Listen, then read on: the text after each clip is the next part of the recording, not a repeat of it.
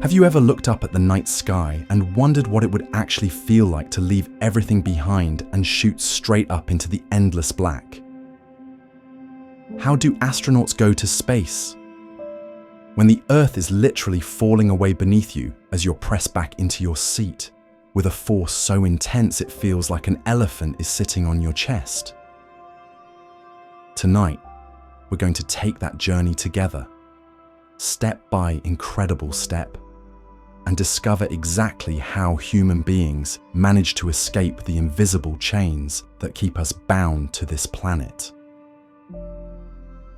I'm so glad you're here with me for this cosmic adventure.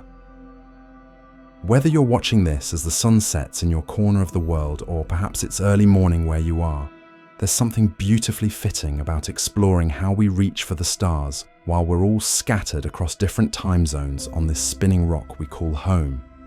Feel free to comment your time and location below.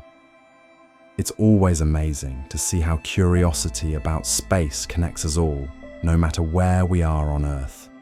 The visuals are here for you, but if you find yourself drifting off midway through this journey, that's perfectly fine. Sometimes the most profound truths about our universe are best absorbed in that quiet space between waking and sleeping. Feel free to close your eyes, breathe deep, and let your imagination soar at the speed of dreams. Let's dive right in.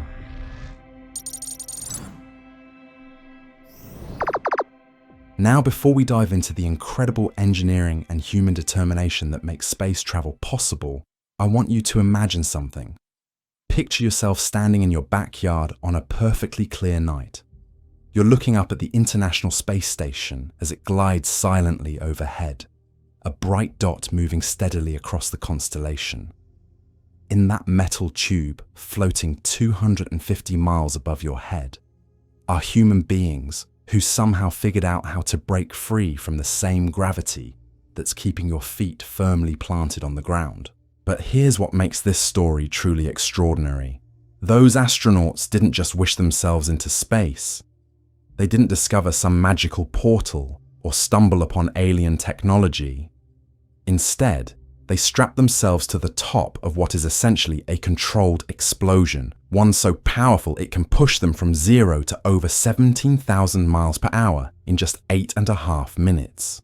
They trusted their lives to a combination of rocket science, human ingenuity, and the kind of courage that makes you wonder what we're truly capable of when we set our minds to something impossible. The journey to space isn't just about the final 8 minutes of thunderous ascent.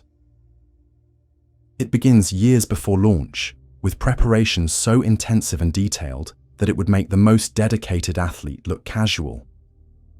It starts with understanding why leaving Earth is so incredibly difficult in the first place, then moves through the remarkable machines we've built to overcome those challenges, and finally culminates in that moment when 3 human beings are literally shot into the void at speeds that would make a bullet look slow.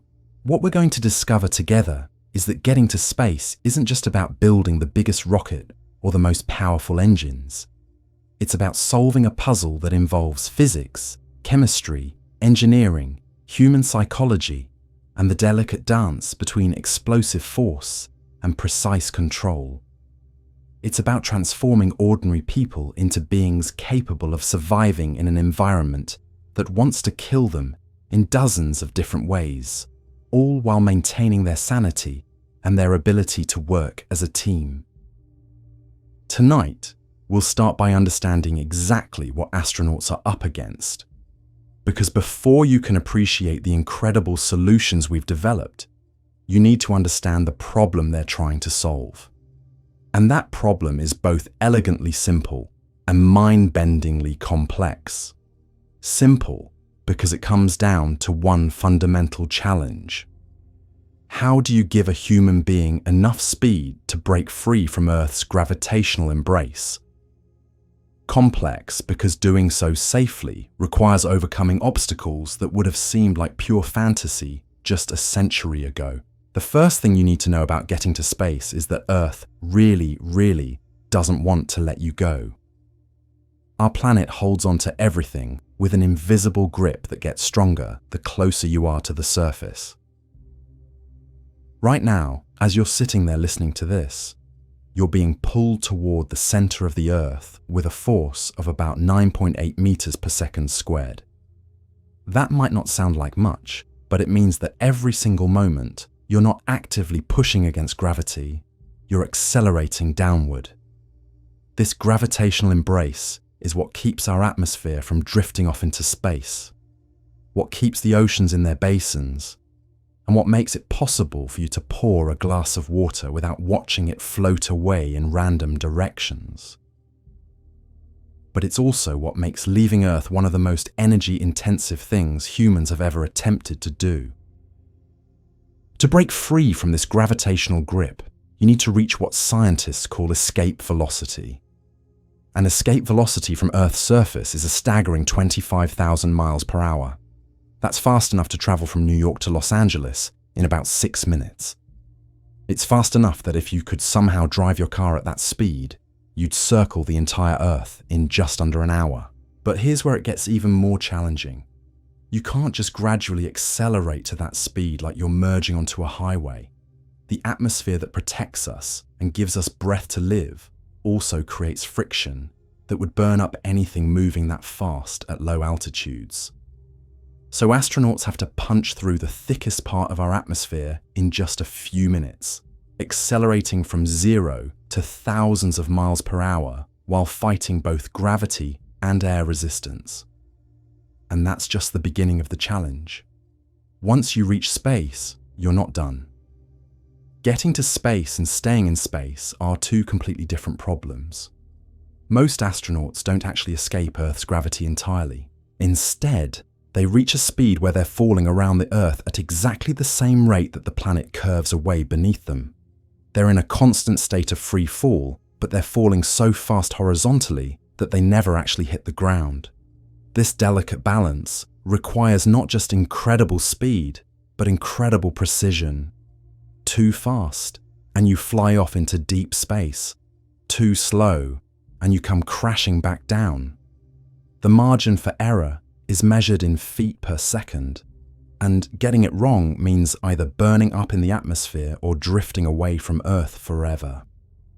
But the physical challenges of reaching space are only part of the story. The human body was designed for life at the bottom of an ocean of air, under the constant, gentle pressure of one atmosphere, with gravity always pulling in the same direction. Space is the exact opposite of everything our bodies expect. It's a perfect vacuum where your blood would boil, if not for the pressure of your skin. It's a place where radiation from the sun and cosmic rays stream through space unfiltered by our protective atmosphere. It's an environment where the temperature can swing from 250 degrees below zero to 250 degrees above zero, depending on whether you're in sunlight or shadow.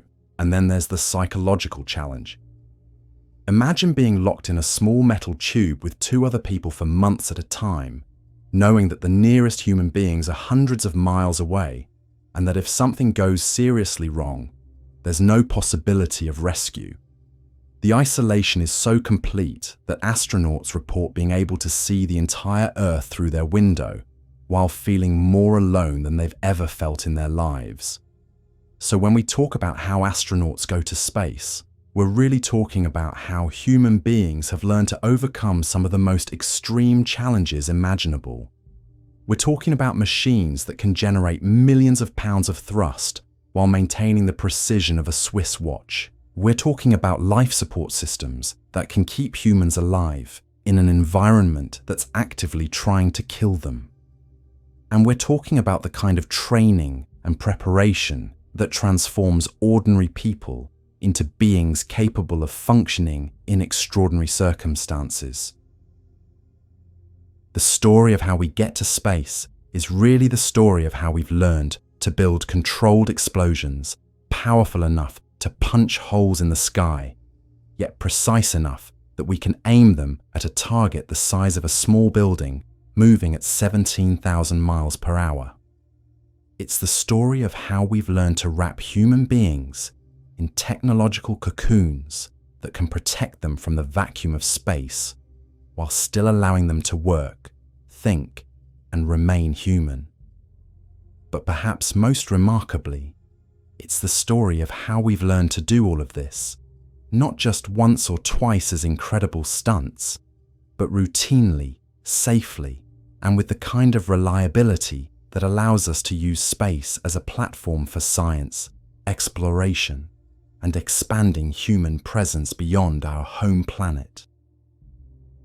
The rockets that carry astronauts to space today are the culmination of decades of trial and error, brilliant engineering, and the accumulated wisdom of thousands of the smartest people our species has ever produced. But they are also the beginning of something even more extraordinary, because every mission, every successful launch, every safe return teaches us something new about how to live and work beyond Earth. As we continue this journey together, we'll explore the incredible machines that make space travel possible, from the massive rocket engines that generate more power than entire cities use, to the tiny thrusters that make minute adjustments to keep spacecraft on course. We'll discover how astronauts prepare their bodies and minds for an experience unlike anything else in human existence.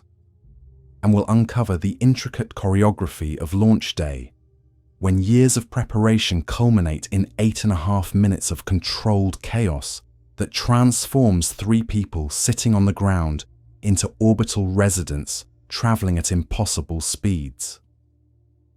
The path to space is paved with challenges that would seem insurmountable if we didn't know they'd already been overcome. But that's what makes this story so compelling. Every time humans have reached for something beyond our grasp, we've found ways to extend our reach. Every time we've encountered a barrier that seemed absolute, we've discovered it was just another problem waiting for a solution. Tonight, we're going to trace that remarkable journey from the ground to the stars, understanding not just how astronauts go to space, but why the fact that they can go to space at all represents one of the most extraordinary achievements in human history. The rockets that carry astronauts beyond our atmosphere are monuments to human ambition, towering structures that dwarf skyscrapers and contain enough explosive power to level entire city blocks. Yet these giants must be built with the precision of a fine timepiece, because the difference between a successful launch and catastrophic failure often comes down to measurements smaller than the width of a human hair. Standing next to a fully assembled rocket on the launch pad is an experience that fundamentally changes how you think about scale and power. The Saturn V rocket that carried astronauts to the moon stood 363 feet tall and weighed 6.2 million pounds when fully fueled. That's taller than the Statue of Liberty and heavier than 400 school buses loaded with children.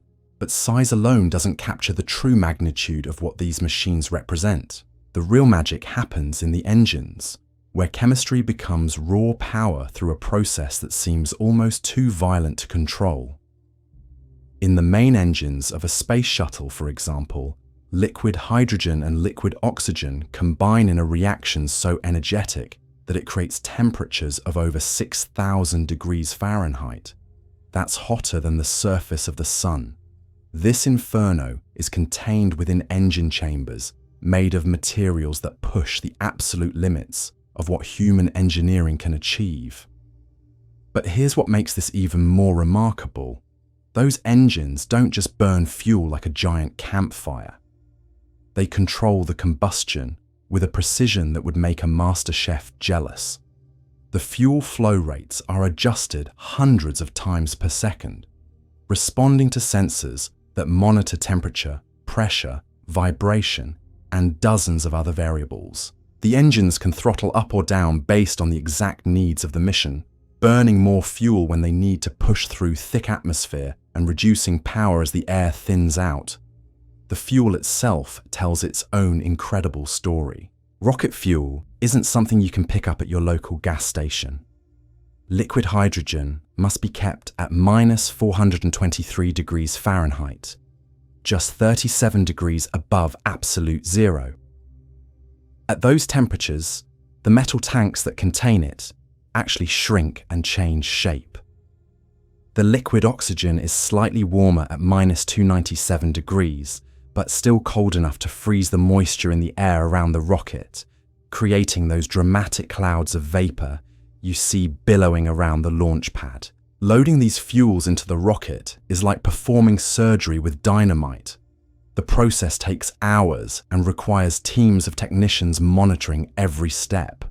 Too fast, and you risk creating dangerous pressure differences that could crack the tanks. Too slow, and the fuel begins to boil off, escaping as vapor and reducing the amount available for the actual flight. It's a delicate balance between chemistry, physics, and timing that has to be executed perfectly every single time. The moment of ignition is when all of this careful preparation transforms into barely controlled chaos. When the main engines light, they don't gradually build up power like starting a car. They go from 0 to full thrust in milliseconds, releasing energy equivalent to detonating several tons of TNT every single second.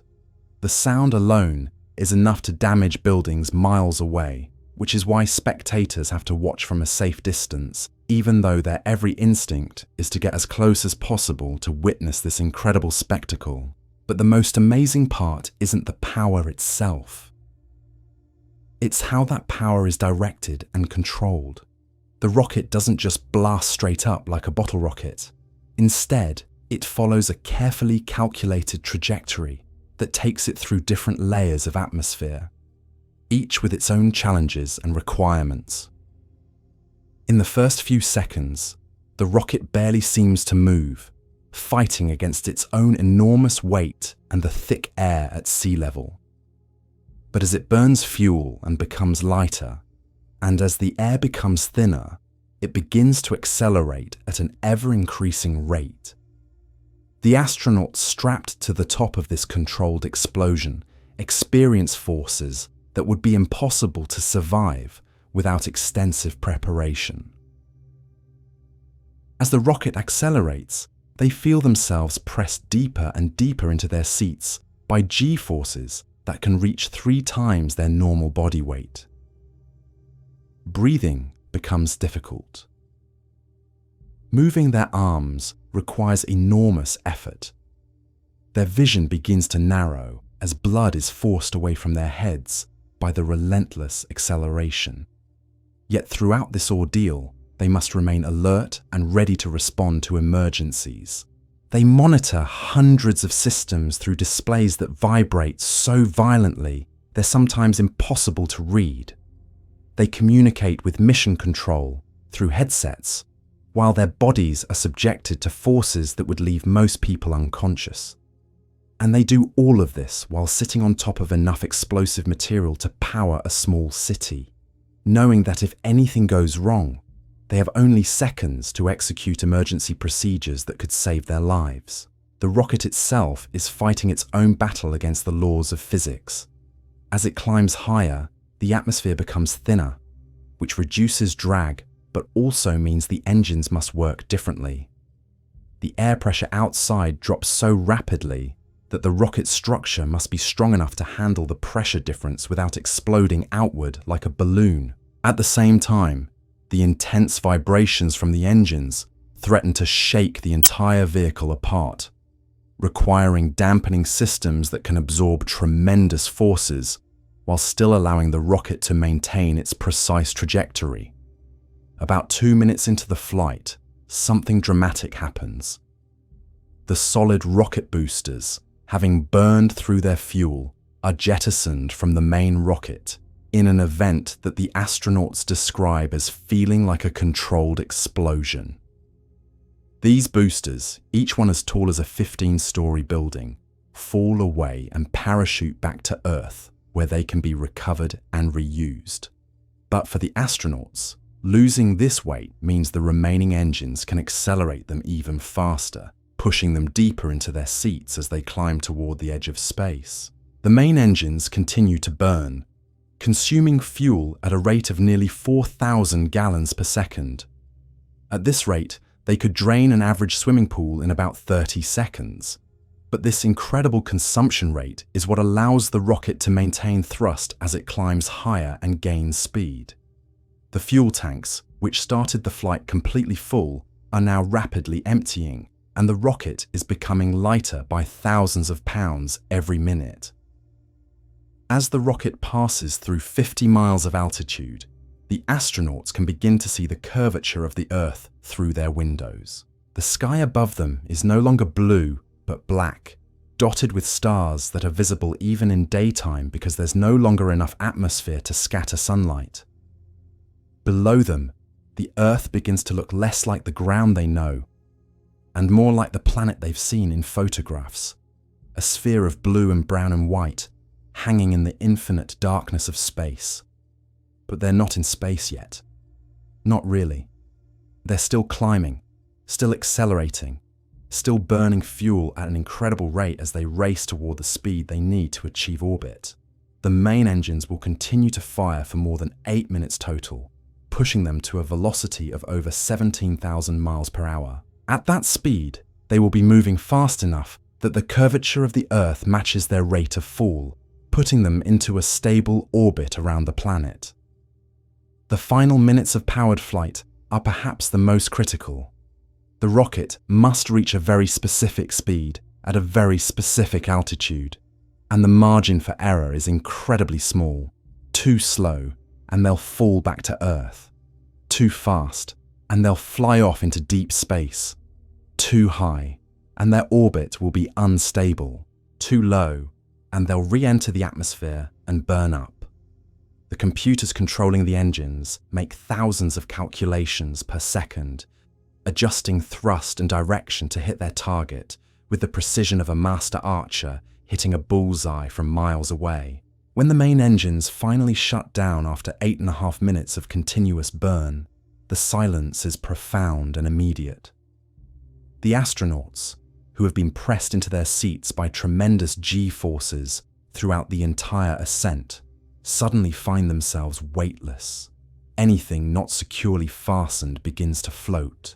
Their bodies, no longer held down by acceleration, drift gently against their restraints. They have successfully broken free from Earth's gravitational prison and joined the small fraternity of human beings who have learned to live and work in space. But reaching orbit is just the beginning of their journey. Now they must learn to function in an environment that challenges every assumption their bodies have made about how the world works. They must adapt to drinking floating droplets of water and eating food that refuses to stay on a plate. They must learn to sleep while floating, to work while their tools drift away if not carefully secured, and to move through their spacecraft using handholds and footholds rather than the familiar sensation of walking. The transformation from Earth-bound human to space-dwelling astronaut is now complete. They have successfully navigated the most dangerous part of their journey, the violent transition from the surface of the Earth to the realm of orbital mechanics. They are now traveling at speeds that would carry them around the entire planet in just 90 minutes, living in a metal sanctuary that protects them from the vacuum and radiation of space, while providing everything they need to survive and work in this alien environment. The human body, it turns out, was never designed for the realities of space travel. Every system in your body, from your cardiovascular system to your inner ear, has evolved over millions of years to function in Earth's gravitational field. When you remove that gravity, everything begins to work differently, and not always in pleasant ways. Within the first few hours of weightlessness, astronauts begin to experience what's politely called space adaptation syndrome, though most astronauts have a less clinical name for it. About half of all space travelers experience nausea, disorientation, and headaches as their bodies struggle to make sense of an environment where up and down have lost all meaning. Your inner ear, which has spent your entire life helping you maintain balance and orientation, suddenly receives conflicting signals that can leave you feeling like you're tumbling through space, even when you're perfectly still. But the challenges go far deeper than temporary discomfort. In the absence of gravity, your bones begin to lose calcium at a rate of about 1% per month. Your muscles, no longer needed to support your body weight, start to atrophy.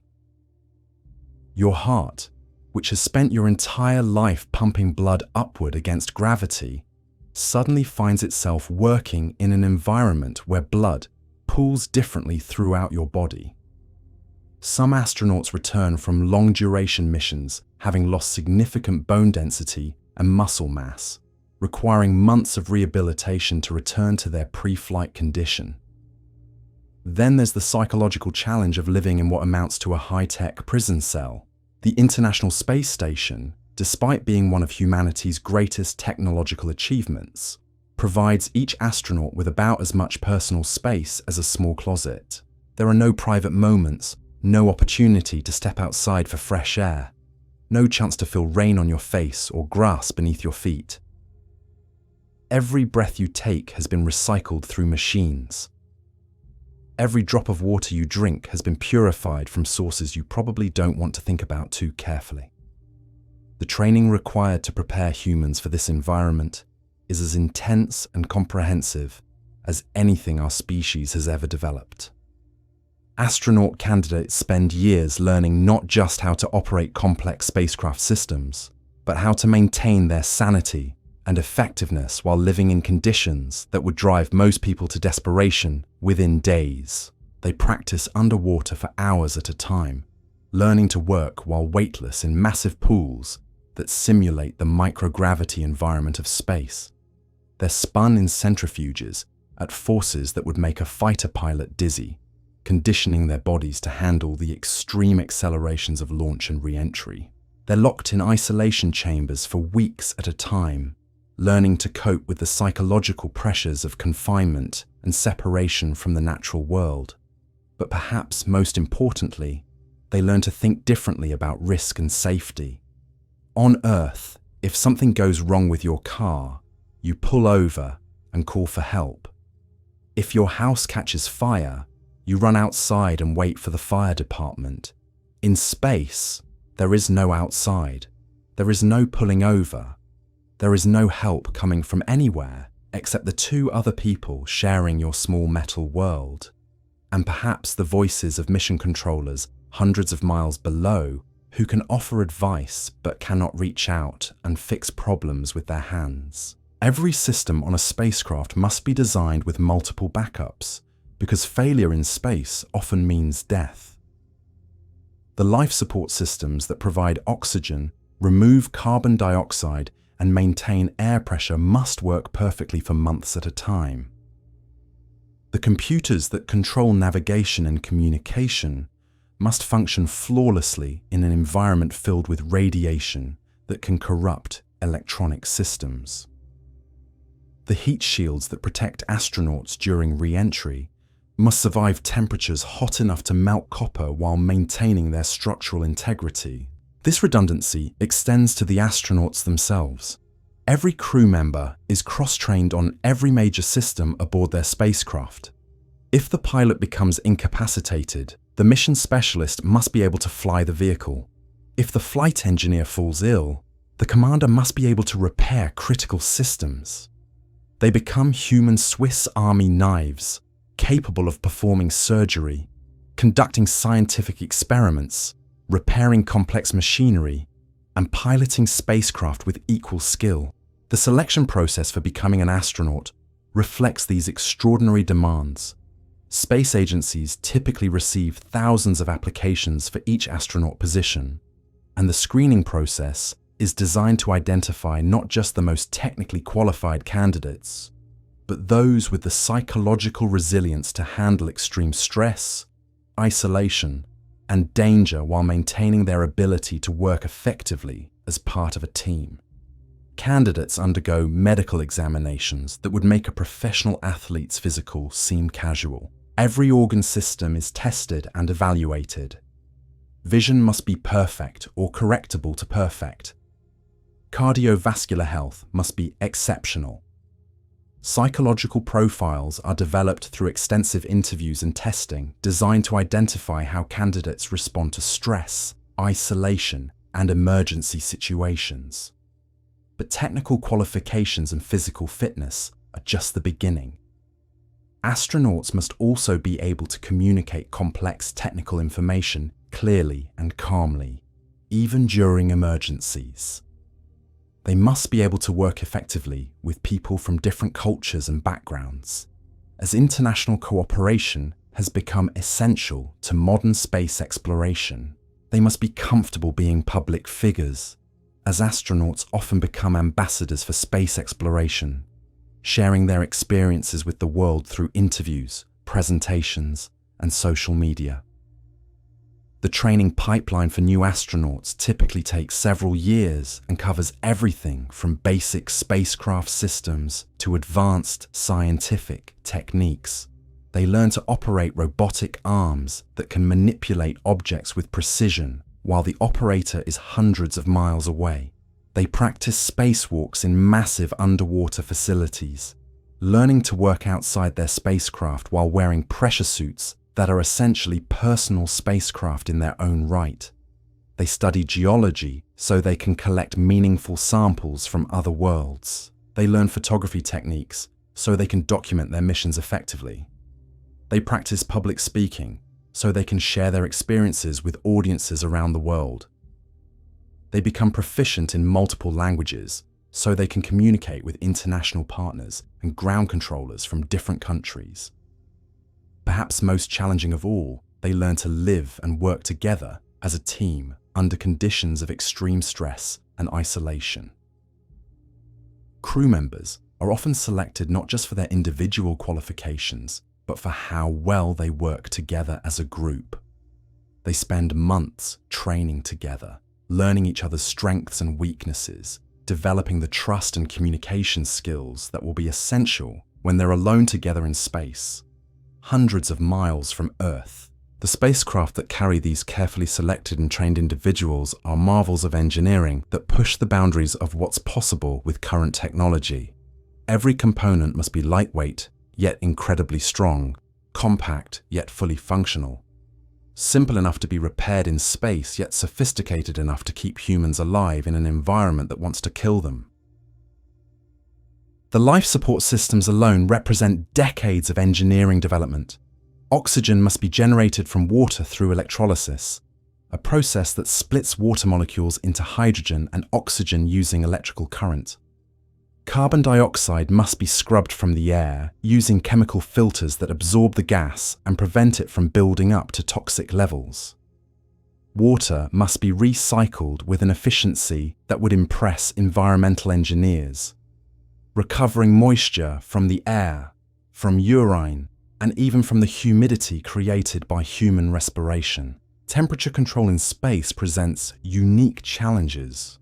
Without an atmosphere to conduct heat away from the spacecraft, thermal management relies on complex systems of radiators, heat exchangers, and careful positioning relative to the sun.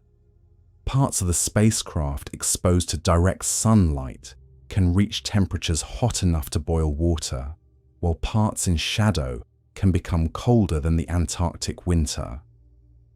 The navigation and communication systems must work reliably across vast distances, maintaining contact with Earth while precisely tracking the spacecraft's position and velocity. GPS doesn't work beyond Earth orbit, so spacecraft must use other methods to determine their location, often relying on star trackers that identify constellations and calculate position based on the angle to known celestial objects. Power generation in space typically relies on solar panels that must track the sun as the spacecraft orbits Earth, folding and unfolding as needed to maximize energy collection, while avoiding damage from micrometeoroids and space debris. Battery systems store power for use when the spacecraft passes through Earth's shadow, providing uninterrupted electricity for life support and critical systems. All of these systems must work together seamlessly, monitored by computers that can diagnose problems and alert the crew to developing issues before they become life-threatening. The complexity rivals that of a small city, yet everything must fit into a space smaller than most people's homes and work perfectly for months or years at a time. The path from Earth to space is ultimately a story about pushing beyond the boundaries of what seems possible. Every successful launch represents the culmination of decades of research, development, and testing by thousands of people working together toward a common goal. Every astronaut who reaches orbit carries with them not just their own dreams and ambitions, but the hopes and curiosity of our entire species. As we continue to explore how humans travel beyond our atmosphere, we'll discover that the journey to space is really just the beginning of an even more extraordinary adventure. Because once astronauts reach orbit, they must learn to live and work in an environment unlike anywhere else in the known universe, performing tasks that would be impossible on Earth while maintaining the focus and precision that keeps them alive in the vast emptiness of space. The moment astronauts achieve orbit marks the beginning of an entirely different kind of existence, one that challenges every assumption about what it means to be human. In those first few minutes after the engines shut down, as the profound silence replaces the thunderous roar of ascent, crew members experience something that only a few hundred people in all of human history have ever felt. They are no longer bound by the fundamental force that has shaped every moment of their lives since birth. The transition is both gentle and jarring. One moment, you're pressed deep into your seat by forces that make your body feel like it weighs 3 times normal. The next moment, you're floating, held in place only by your restraints, watching loose objects drift lazily through the cabin like they're suspended in invisible honey. Your stomach, confused by the sudden absence of gravity's familiar pull, might decide to remind you rather unpleasantly that it was never designed for this environment. But beyond the immediate physical sensations lies something even more profound. Through the small windows of their spacecraft, astronauts catch their first glimpse of Earth from space, and it's a view that has fundamentally changed how every person who's seen it thinks about our planet and our place in the universe. The Earth doesn't look like the maps we grew up studying or the globe that sat on your teacher's desk. It looks impossibly beautiful, impossibly fragile, a blue marble suspended in an ocean of black that stretches to infinity in every direction. There are no visible borders from space, no lines separating countries or continents. The atmosphere that protects all life on Earth appears as a thin blue shell, so delicate it seems like you could poke a hole through it with your finger. Weather systems swirl across continents in patterns that look almost alive, and the aurora dances at the poles in curtains of green and blue light that photographs can never quite capture. This view comes with a responsibility that weighs on every astronaut. They become ambassadors for a perspective that most humans will never experience directly.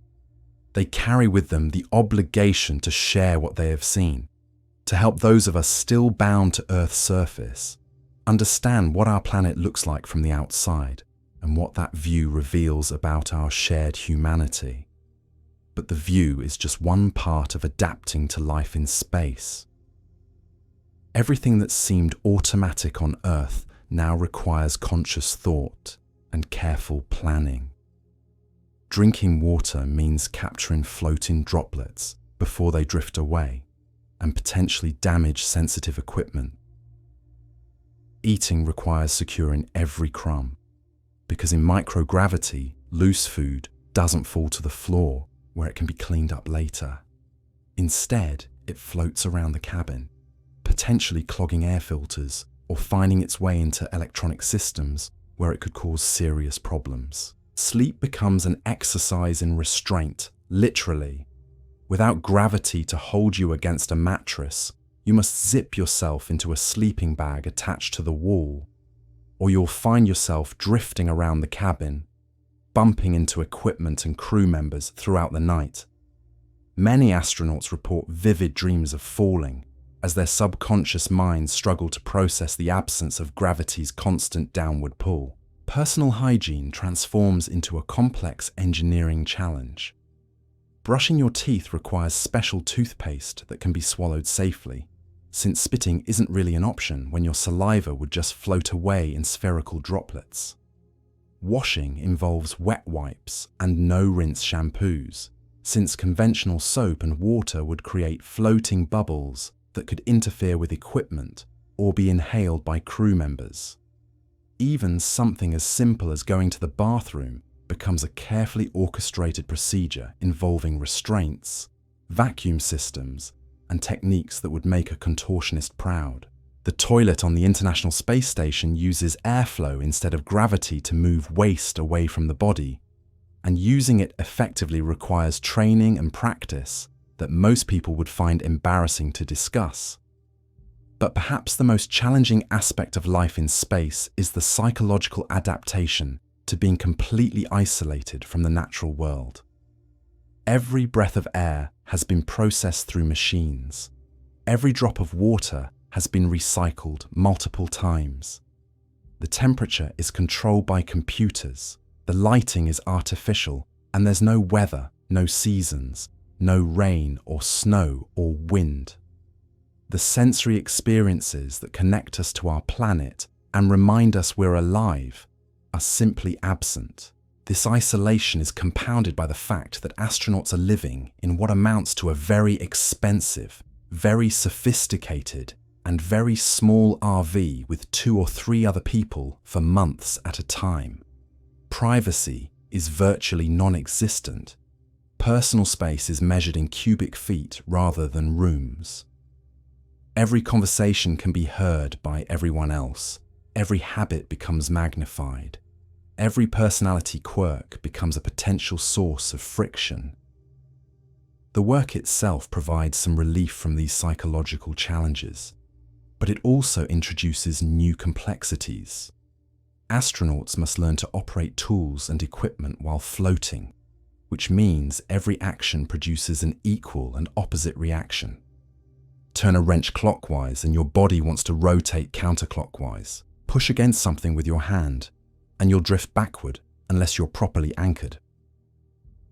Simple tasks that would take minutes on Earth can require careful planning and multiple attempts in microgravity.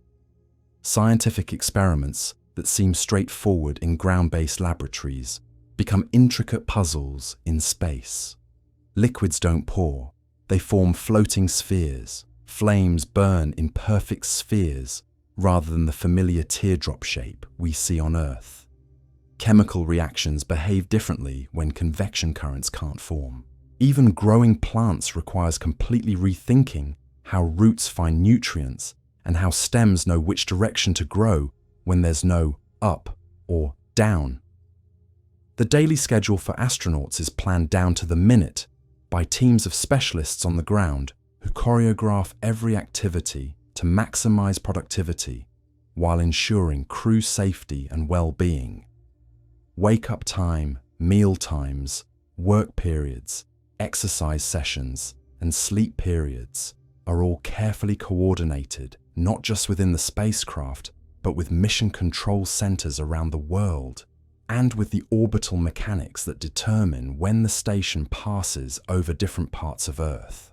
Communication with the ground happens in scheduled windows when the spacecraft is within range of relay satellites or ground stations. During these periods, astronauts receive updates on their daily activities, report on completed tasks, and sometimes have brief opportunities to speak with family members. But for significant portions of each orbit, they're completely cut off from Earth, alone with their crewmates in their small metal world. Exercise becomes a critical daily activity, not for fitness in the traditional sense, but to prevent the rapid deterioration of bone and muscle that occurs in microgravity. The exercise equipment on the International Space Station includes treadmills with harness systems that pull astronauts down against the running surface. stationary bikes with restraints to keep riders in place, and resistance devices that simulate weightlifting using vacuum cylinders instead of gravity-dependent weights. Astronauts typically spend 2.5 hours every day exercising, not because they enjoy it, but because it's essential for maintaining their health and their ability to function when they eventually return to Earth's gravity. Even with this intensive exercise regimen, most astronauts still lose significant bone density and muscle mass during long-duration missions, requiring months of rehabilitation after they return home. The maintenance and repair work required to keep a spacecraft functioning adds another layer of complexity to daily life in space. Unlike on Earth, where you can call a repair technician or drive to a hardware store, astronauts must be able to fix anything that breaks using only the tools and spare parts available aboard their spacecraft. This means every crew member must be trained as an electrician, plumber, computer technician, and mechanical engineer capable of diagnosing and repairing complex systems while floating in microgravity. Some repairs require spacewalks, ventures outside the protective shell of the spacecraft into the vacuum of space itself. These extravehicular activities, or EVAs, represent some of the most dangerous and technically challenging work humans have ever attempted. Astronauts must wear pressure suits that are essentially personal spacecraft, complete with life support systems, communications equipment, and protection from the extreme temperatures and radiation of space. Working outside the spacecraft means dealing with temperature swings of hundreds of degrees as you move between sunlight and shadow. It means working while wearing bulky gloves that make fine motor control nearly impossible. It means being tethered to the spacecraft by cables that prevent you from drifting away into the void, while also trying to maneuver tools and equipment with precision measured in fractions of inches. The view during a spacewalk is simultaneously the most beautiful and most terrifying sight any human can experience.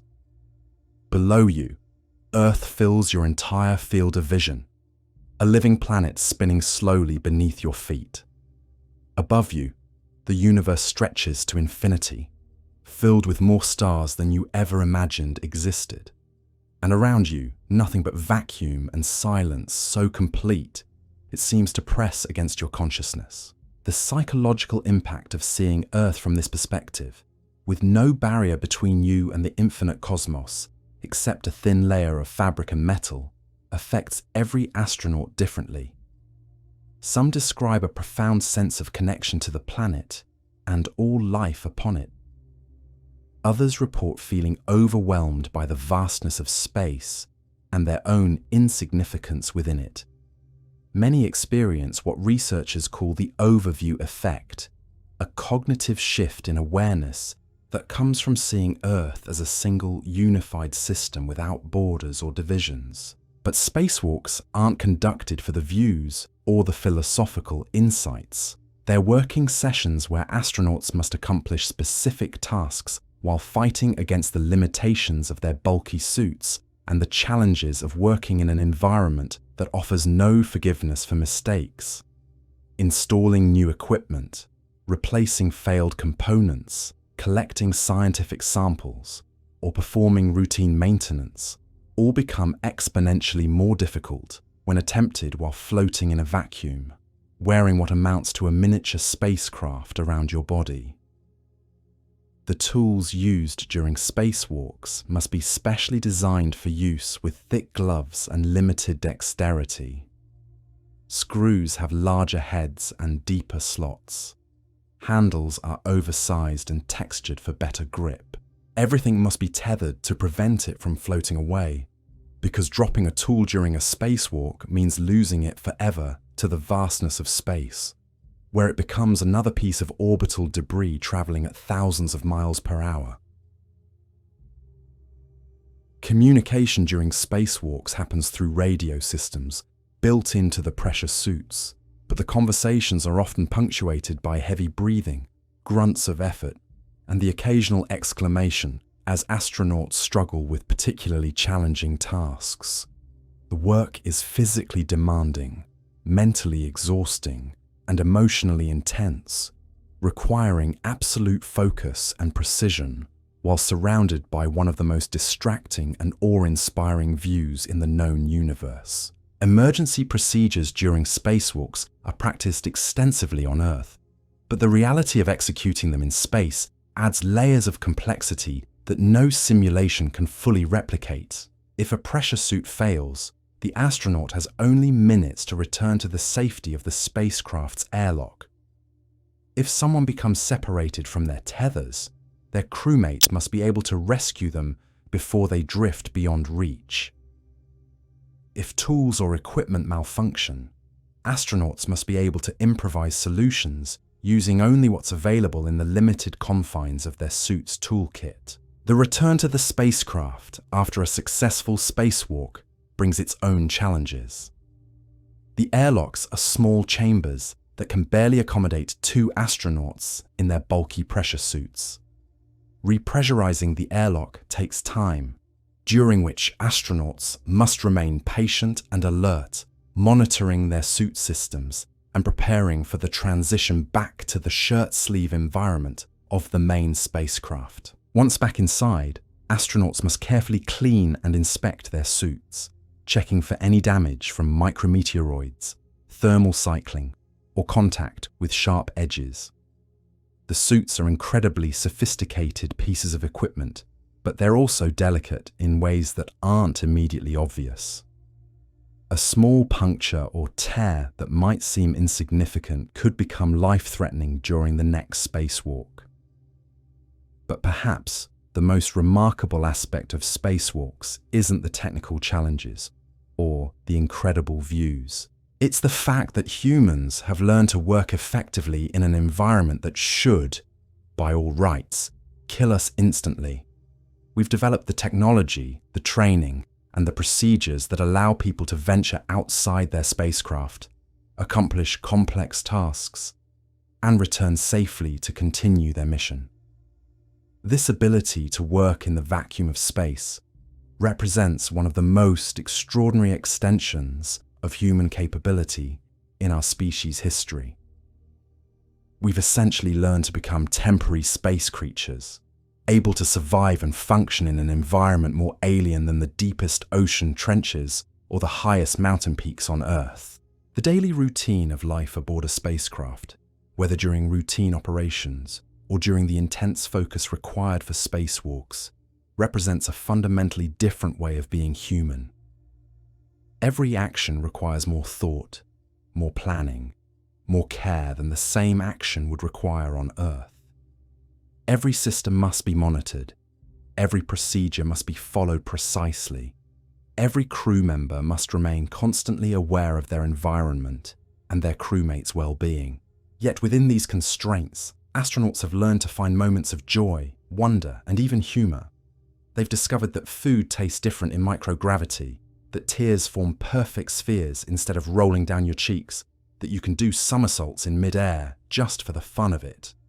They've learned to appreciate the simple pleasure of floating in a beam of sunlight streaming through a window, or the satisfaction of successfully completing a complex repair while traveling at 17,000 miles per hour. The experience of living and working in space changes people in ways that are difficult to describe to those who haven't experienced it themselves. Astronauts often speak of returning to Earth with a different perspective on human conflicts, environmental issues, and the preciousness of our planet's resources. They've seen firsthand that Earth is a single, interconnected system with no backup, floating in a universe that's vast beyond comprehension and, as far as we know, mostly empty of life. This perspective, earned through the courage to strap themselves to controlled explosions and trust their lives to incredibly complex machines, becomes part of their responsibility as explorers. They return, not just as individuals who have had an extraordinary experience, but as ambassadors for a viewpoint that could change how our species thinks about itself and our place in the cosmos. But their journey isn't complete when they achieve orbit, or even when they successfully complete their mission objectives. Eventually, they must face perhaps the most dangerous part of their entire adventure: the return to Earth's surface, a process that requires them to transform from orbital residents back into terrestrial beings while surviving a controlled crash that would destroy almost anything else humans have ever built. The return journey from space to Earth is, in many ways, even more harrowing than the ascent that brought astronauts to orbit in the first place. While launching into space is about gradually building speed and escaping Earth's gravitational embrace, coming home requires the opposite. Transforming from a sleek spacecraft traveling at over 17,000 miles per hour into something that can touch down gently on solid ground without killing everyone inside. This process begins long before the actual re-entry, with careful calculations that must account for the spacecraft's orbital position, the rotation of the Earth below, weather conditions at the landing site, and the precise timing needed to hit what amounts to a moving target the size of a small city. The margin for error is measured in minutes and degrees, because getting the re-entry trajectory wrong can mean landing hundreds of miles from the recovery teams, or worse, not landing at all. The first step in coming home is what engineers call the deorbit burn, a carefully timed firing of the spacecraft's engines that slows it down just enough to begin falling back toward Earth. This might sound simple, but it requires slowing down by only a few hundred miles per hour out of a total velocity of 17,500 miles per hour. It's like trying to adjust the speed of a bullet by the smallest possible amount while it's already in flight. The timing of this burn is critical because the spacecraft doesn't just fall straight down like a dropped stone. Instead, it follows a long, shallow arc that carries it halfway around the world before it finally touches the upper layers of Earth's atmosphere. During this coast phase, which can last nearly an hour, the crew has time to prepare for what's coming next, though preparation is a relative term when you're about to experience one of the most violent rides in human transportation. As the spacecraft finally encounters Earth's atmosphere, traveling at nearly 5 miles per second, the laws of physics take over with a vengeance.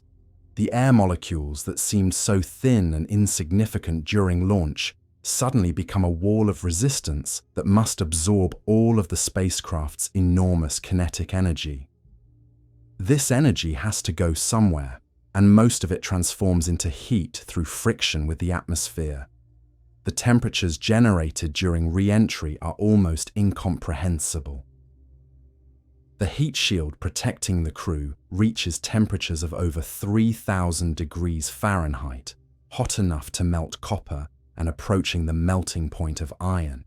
This thermal barrier between the astronauts and certain death is often only a few inches thick, made of materials that can withstand these extreme temperatures while slowly burning away in a controlled manner that carries the heat away from the spacecraft's structure. Inside the crew compartment, the astronauts experience this transformation from space travelers to atmospheric projectiles as a gradual increase in weight and vibration. What starts as gentle buffeting quickly builds to violent shaking that makes it difficult to read instruments or communicate clearly. The G-forces build from the familiar weightlessness of orbit to several times normal body weight, pressing the astronauts deep into their seats and making every breath an effort. But the most dramatic aspect of re-entry is what the crew sees through their windows. The heat generated by their passage through the atmosphere creates a glowing plasma field around the spacecraft, turning it into what looks like a meteor streaking across the sky. From inside, the astronauts watch as their spacecraft becomes surrounded by flames that dance and flicker in colors ranging from orange to brilliant white, depending on the temperature and the chemical composition of the materials burning away from the heat shield. This pyrotechnic display comes with a price beyond the spectacular visuals. The plasma surrounding the spacecraft blocks radio communications, creating what engineers call the blackout period. for several minutes during the most dangerous part of re-entry. The crew cannot communicate with mission control or call for help if something goes wrong. They are completely alone, riding inside a man-made meteor, trusting that the heat shield will protect them and that the spacecraft's guidance systems will keep them on the narrow path between burning up and bouncing off the atmosphere back into space. The physics of re-entry requires the spacecraft to hit the atmosphere at exactly the right angle, too steep, and the G-forces and heating will overwhelm both the crew and the spacecraft's protective systems, too shallow, and the spacecraft will skip off the atmosphere like a stone skipping across water, potentially bouncing back into space with insufficient fuel to attempt another re-entry. The corridor between these two extremes is only a few degrees wide, requiring navigation precision that would impress a master craftsman working with the finest tools. As the spacecraft slows from hypersonic to merely supersonic speeds, the plasma field begins to dissipate and communications with the ground are restored. But the crew isn't safe yet. They're still traveling at speeds that would be lethal in any ground-based vehicle, and they're still tens of thousands of feet above the Earth's surface. The next phase of their return journey requires additional systems to slow them down to speeds that human bodies can survive. For spacecraft returning to land, this typically means deploying a series of parachutes in a carefully choreographed sequence. The first parachutes are small drogue chutes designed to slow and stabilize the spacecraft as it continues to fall through the thickening atmosphere. These are followed by larger pilot chutes that pull out the main parachutes, enormous fabric canopies that can be larger than a basketball court when fully deployed. The deployment of each parachute creates a sudden jolt that astronauts describe as feeling like being rear-ended by a truck. The spacecraft, which has been falling like a stone, suddenly has its descent rate cut in half or more as the parachutes catch the air and begin to slow the fall. But even with multiple parachutes deployed, the spacecraft is still falling much faster than would be safe for a normal parachute jump. The final moments before touchdown require additional systems to cushion the impact. Some spacecraft use retro rockets that fire just before landing to slow the descent even further. Others rely on airbags that inflate around the spacecraft to cushion the impact with the ground. Still others are designed to land in water, where the ocean itself provides the cushioning needed to bring the crew safely to rest. But even a successful parachute landing is still essentially a controlled crash. Astronauts are trained to expect impact forces that can be several times their body weight, hitting the ground at speeds that would be considered dangerous in almost any other context. The spacecraft must be built strong enough to protect its occupants during this violent arrival, while still being light enough to have been launched into space in the first place. The moment of touchdown marks the end of one of the most extraordinary journeys human beings can undertake, but it's also the beginning of a different kind of challenge. After months in microgravity, astronauts' bodies must readjust to the constant pull of Earth's gravity. Their cardiovascular systems must relearn how to pump blood upward against gravity's pull. Their muscles must remember how to support their body weight. Their bones must adapt to bearing loads again after months of floating weightlessly. Many astronauts describe the sensation of weight returning as surprisingly heavy and disorienting. Objects that they could move effortlessly in space suddenly feel like they're made of lead. Walking requires conscious effort and concentration. Some astronauts report that for the first few days after landing, they'll unconsciously try to float to the ceiling when they want to change levels in a building, their bodies still expecting the weightless environment of space. The medical monitoring that begins immediately after landing continues for months, as doctors track how quickly astronauts recover their pre-flight bone density, muscle mass, and cardiovascular fitness. This data is crucial for planning longer missions to the Moon, Mars, and beyond, helping scientists understand the limits of human adaptability and the medical support that will be needed for extended spaceflight. But perhaps the most profound aspect of returning from space isn't physical but psychological.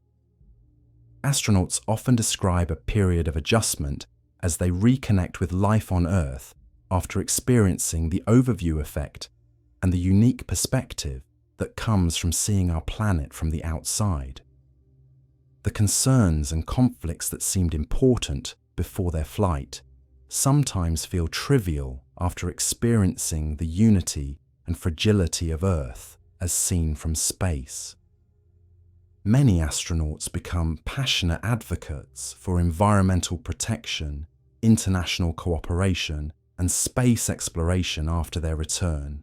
They've seen firsthand that Earth is a single, interconnected system with no backup, floating in a universe that appears to be mostly empty and hostile to life.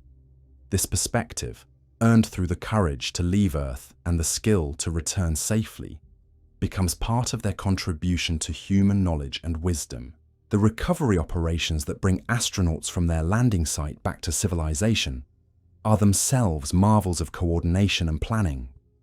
Recovery teams must be positioned around the world to handle landings that might occur in deserts, oceans, or remote wilderness areas. These teams include medical personnel, spacecraft technicians, and logistics specialists who can provide immediate support to crew members who may be disoriented, weakened, or injured from their journey. For water landings, recovery ships must be positioned near the expected splashdown zone, equipped with cranes capable of lifting a spacecraft from the ocean and medical facilities to provide immediate care to the returning astronauts. For land landings, recovery teams use helicopters and ground vehicles to reach landing sites that may be hundreds of miles from the nearest road or airport. The spacecraft itself, having completed its mission of safely delivering its crew to space and back, often becomes a museum piece or research artifact. Every component is carefully examined to understand how it performed during the mission, providing data that will improve the design of future spacecraft. Heat shields are analysed to understand how the materials behaved during re-entry. Electronic systems are tested to see how they were affected by radiation and vibration.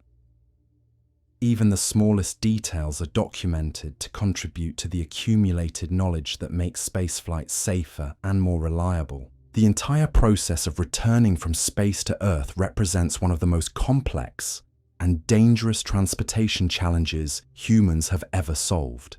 It requires precise navigation, advanced materials science, sophisticated life support systems, and split-second timing, all working together to transform astronauts from orbital residents back to terrestrial beings without killing them in the process. Yet we've learned to do this routinely, safely, and with a reliability that allows us to plan missions lasting months or even years. Every successful return builds our confidence and capability for longer journeys to more distant destinations. The techniques and technologies developed for bringing astronauts home from Earth orbit are being adapted and improved for missions to the Moon, Mars, and eventually to destinations that today exist only in our imagination. The return journey from space also represents a completion of the circle that began with humans looking up at the stars and wondering what it would be like to travel among them. Every astronaut who makes this journey carries with them not just their own experiences and memories, but the hopes and dreams of everyone who has ever wondered about our place in the universe. The process of going to space and returning safely requires the coordinated efforts of thousands of people working together toward a common goal. Engineers design and build the spacecraft. Mission planners calculate trajectories and timing. Flight controllers monitor every system and stand ready to help solve problems. Recovery teams position themselves around the world to bring astronauts home safely. Medical personnel ensure that crew members remain healthy throughout their journey and recover fully after their return. But beyond all the technology and planning and coordination, the story of how astronauts go to space is ultimately a story about human curiosity and courage. It's about our species' willingness to take extraordinary risks in pursuit of knowledge and exploration. It's about our ability to work together to solve problems that seem impossible when viewed from any individual perspective. Every person who has made the journey to space and back has expanded the boundaries of human experience and capability. They've proven that with enough determination, creativity, and cooperation, we can overcome challenges that once seemed insurmountable. They've shown that the same species that once huddled around fires in caves can learn to live and work among the stars. The question of how astronauts go to space is really a question about what we're capable of when we commit ourselves fully to achieving something extraordinary. The answer involves rockets powerful enough to punch holes in the sky, life support systems sophisticated enough to keep humans alive in the vacuum of space, and training programs intensive enough to prepare ordinary people for extraordinary challenges. But more than that, it involves a commitment to pushing beyond the boundaries of what seems possible, to exploring not just for the sake of exploration, but for the knowledge and perspective that comes from seeing our world and ourselves from an entirely new vantage point. Every astronaut who has made this journey has returned with stories and insights that belong not just to them, but to all of humanity. As we continue to develop new spacecraft, new technologies, and new techniques for living and working in space, we're building on the foundation laid by every person who has had the courage to strap themselves to a rocket and trust their lives to the accumulated wisdom of human engineering and determination. Their journeys have taught us not just how to go to space, but how to return safely with a knowledge and perspective that will guide our species as we take our next steps into the cosmos. The story of how astronauts go to space is still being written. Every mission teaches us something new about the challenges and possibilities of spaceflight. Every safe return brings us closer to the day when traveling to space will be as routine as flying across an ocean. And every person who makes this extraordinary journey carries forward the legacy of exploration that has driven our species from the very beginning, always reaching toward the next horizon, always wondering what lies beyond the next boundary, always pushing forward into the magnificent unknown that surrounds our small blue planet in the vast darkness of space. The transformation that astronauts undergo during their time in space extends far beyond the physical adaptations their bodies make to microgravity. It reaches into the very core of how they perceive themselves, their relationships, and their place in the grand scheme of existence. When you spend months floating in a metal tube, watching Earth turn slowly beneath you 16 times each day, something fundamental shifts in your understanding of what it means to be human. The psychological journey begins long before the physical one ends. As astronauts settle into the rhythm of orbital life, they discover that the most routine activities on Earth become exercises in patience and creativity. Washing your hair becomes a 20-minute procedure involving specialized shampoos and careful containment of every drop of water. Preparing a meal transforms into an engineering challenge where every ingredient must be secured, every utensil tethered, and every step planned to prevent food from floating away and potentially damaging critical systems. But it's in these mundane moments that profound realizations often occur. When you're struggling to drink coffee from a pouch while floating upside down relative to your crewmates, watching the sun rise over the Pacific Ocean for the third time that day, the arbitrary nature of many earthbound concerns becomes startlingly clear. The deadlines that seemed so urgent, the conflicts that felt so important, the social hierarchies that appeared so meaningful, all begin to seem like constructs of a world that operates under very different rules than the one you now inhabit. The isolation of space creates a unique form of introspection that few humans ever experience. Yes, you're in constant communication with mission control, and yes, you're sharing this small space with your crewmates. But there's an existential solitude that comes from being hundreds of miles away from every other human being who has ever lived, surrounded by a vacuum so complete that sound cannot travel through it. In this silence, astronauts often report a heightened awareness of their own thoughts, their own breathing, their own heartbeat echoing in their ears. This solitude is amplified by the view outside the windows. Earth appears as a single unified entity with no visible borders, no apparent divisions between the nations and peoples that seem so separate when you're standing on the surface. The thin blue line of atmosphere that protects all life looks impossibly fragile from space, like a soap bubble that could pop at any moment. Astronauts frequently describe being overwhelmed by the realization that everything they've ever known, everyone they've ever loved, and every story that has ever been told has taken place within that thin shell of air and water.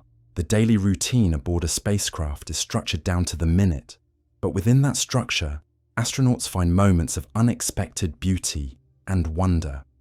Watching a thunderstorm from above, seeing lightning flash like camera bulbs inside towering clouds, provides a perspective on weather that no ground-based observer can match. The aurora, visible from space as shimmering curtains of light that dance across the polar regions, appears not as something happening in the sky above, but as a phenomenon occurring in the same space you occupy. A reminder that you're now part of the electromagnetic environment that surrounds Earth. Sleep in space brings its own revelations.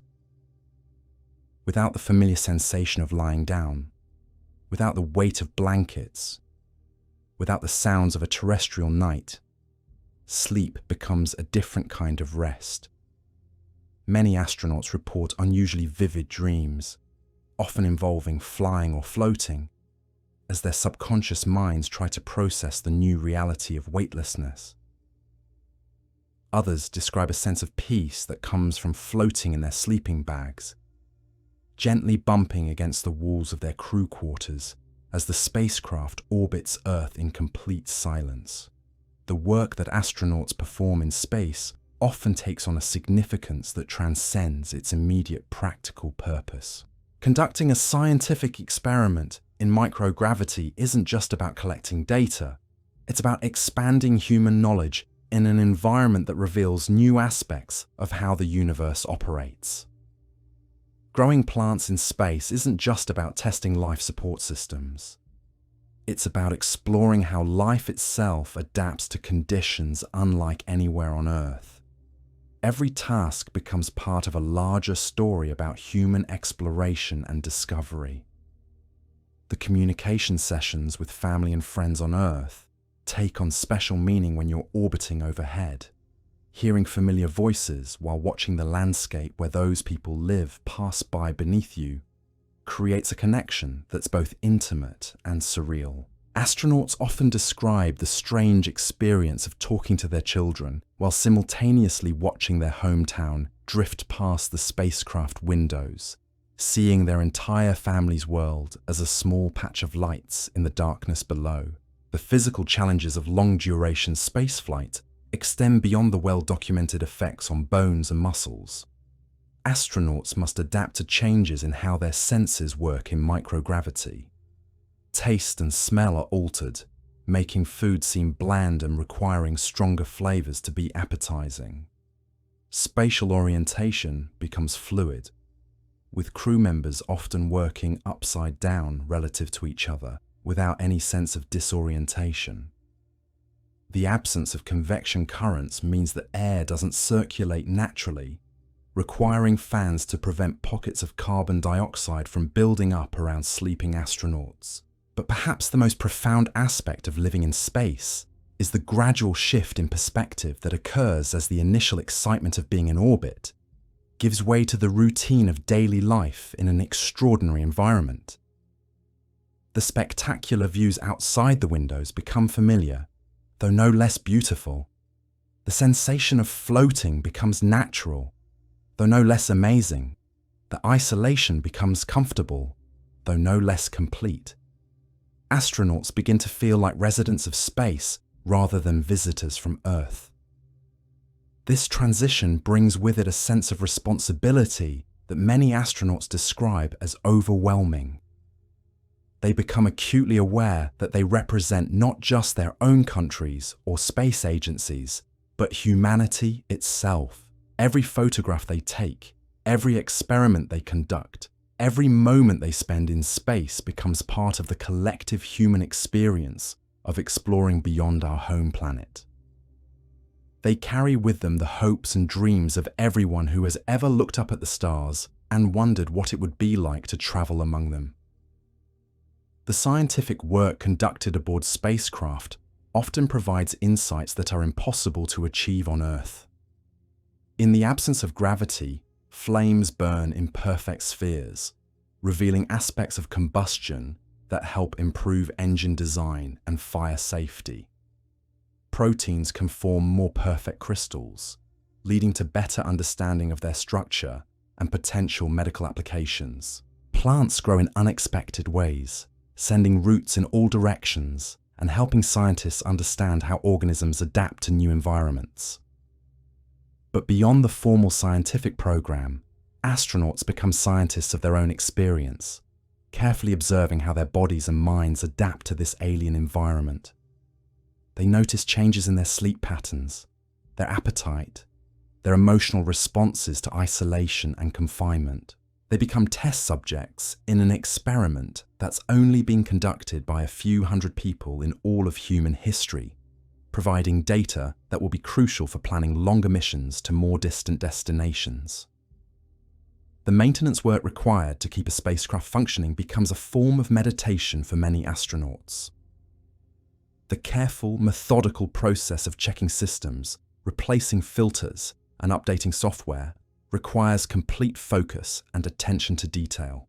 In an environment where a small mistake could have catastrophic consequences, this work develops a kind of mindfulness that many astronauts find deeply satisfying. Every connection verified, every reading recorded, every procedure completed successfully becomes a small victory in the ongoing challenge of surviving in space. The exercise sessions that are mandatory for maintaining physical health also serve important psychological functions. The familiar sensation of exertion, of breathing hard and feeling your heart rate increase, provides a connection to terrestrial life that helps maintain mental equilibrium. The resistance machines and treadmills aboard spacecraft become anchors to Earth normal experience in an environment where nothing else feels normal. The relationships between crew members evolve in unique ways during long-duration missions. Living in close quarters with the same people for months creates bonds that are unlike any formed on Earth. Crew members learn to read each other's moods and needs with remarkable precision, developing a form of non-verbal communication that allows them to work together efficiently in an environment where clear communication can mean the difference between success and disaster. These relationships are tested by the stresses of isolation, confinement, and the constant awareness that their lives depend on each other's competence and reliability. Small disagreements can become magnified in an environment where there's no opportunity to take a walk outside or visit friends to gain perspective. Yet most crews develop a closeness that persists long after their mission ends, bonded by the shared experience of surviving and thriving in humanity's most challenging frontier. The view of Earth from space changes throughout a mission as astronauts learn to see their home planet with increasingly sophisticated eyes. What initially appears as a beautiful but static globe gradually reveals itself as a dynamic, living system. Weather patterns become familiar friends, with crew members learning to recognize the spiral structure of hurricanes, the towering columns of thunderstorms, and the subtle color changes that indicate seasonal transitions in different parts of the world. The night side of Earth provides its own spectacular displays. City lights outline the continents in patterns that reveal human civilization's footprint on the planet. Lightning storms flash like giant camera bulbs inside cloud formations. The aurora provides a light show that rivals any earthbound entertainment, with sheets of green and blue light rippling across the polar regions in patterns that seem almost alive. But it's often the quiet moments that provide the most profound experiences. Floating alone in the cupola during a crew sleep period, watching Earth turn slowly beneath you in complete silence. Many astronauts report a sense of connection to the planet and its inhabitants that's impossible to describe to those who haven't experienced it. The arbitrary nature of national borders becomes obvious when viewed from space, while the interconnectedness of all Earth systems becomes undeniably clear. The preparation for return to Earth begins psychologically long before the actual re-entry process starts. Astronauts must begin to prepare themselves mentally for the return of weight, for the sensation of objects falling when dropped, for the complexity of terrestrial life with its multitude of choices and distractions. Many report a sense of reluctance to leave their orbital home, despite missing the comforts and connections of Earth. The transition back to terrestrial life often proves more challenging than the initial adaptation to space.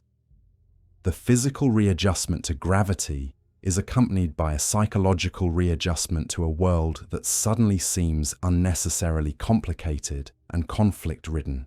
The simple clarity of life in space, where survival depends on focusing on essential tasks and maintaining good relationships with your crewmates, contrasts sharply with the complexity of terrestrial society, with its competing priorities and artificial divisions.